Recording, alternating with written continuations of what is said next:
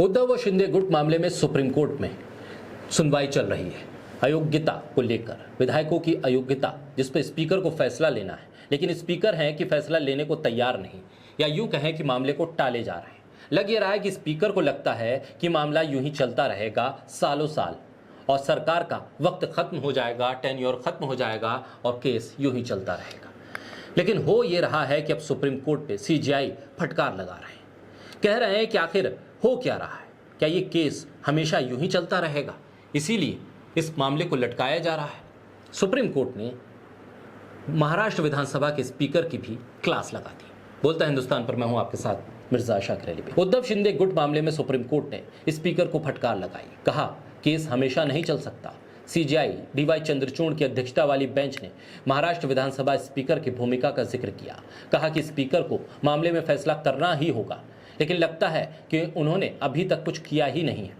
याचिकाकर्ता की तरफ से दलीलें रखते हुए कपिल सिब्बल ने कहा कि यह बड़ा गंभीर मामला है, अभी तक स्पीकर की तरफ से नोटिस नहीं जारी किया गया है। क्या यह तमाशा है? महाराष्ट्र में शिंदे गुट के विधायकों की अयोग्यता से संबंधित याचिका पर सुनवाई करते हुए डीवाई चंद्रचूड़ ने विधानसभा के स्पीकर को फटकार लगाई। उन्होंने कहा कि स्पीकर को उचित समय के भीतर निर्णय लेने का निर्देश दिया गया था।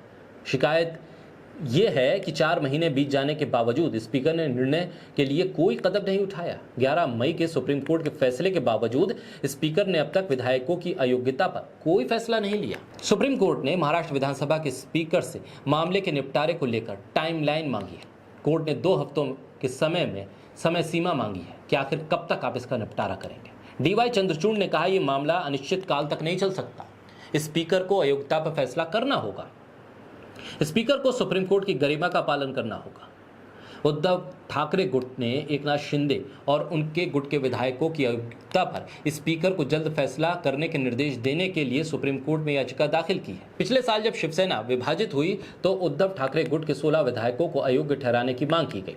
सीजेआई ने नाराजगी जताते हुए कहा कि ऐसा लगता है कि कुछ नहीं हुआ है, स्पीकर को सुप्रीम कोर्ट की डिग्निटी का तो ख्याल रखना चाहिए था। कोर्ट ने फैसला दिया था। सीजेआई ने कहा आप ये नहीं कह सकते हैं कि मैं इसे उचित समय पर सुनूंगा, आपको तारीख देते रहना होगा। कपिल सिब्बल ने कहा कि महाराष्ट्र की सरकार अवैध है, स्पीकर कैसे इस बात को कह सकते हैं कि वो जवाबदेह नहीं है। अदालत को इस मामले में जल्द ही एक आदेश जारी करना चाहिए। सॉलिसिटर जनरल तुषार मेहता ने कहा कि हमें ये तथ्य नहीं भूलना चाहिए कि स्पीकर का पद एक संवैधानिक पद है, किसी दूसरे संवैधानिक कोर्ट के समक्ष उसकी स्थिति को इस तरह से उठाया नहीं जा सकता। आप स्पीकर के साथ ऐसा व्यवहार नहीं कर सकते। तुषार मेहता के इस बात पर जवाब देते हुए सीजेआई ने कहा कि ऐसा लगता है कि इस मामले में अभी तक कुछ हुआ ही नहीं है, स्पीकर को मामले का निपटारा करना चाहिए, लेकिन लगता है कि उन्होंने अभी तक कुछ किया नहीं। यानी कि इस मामले पर सुप्रीम कोर्ट सख्त है। अब देखना होगा कि महाराष्ट्र विधानसभा के स्पीकर क्या फैसला करते हैं।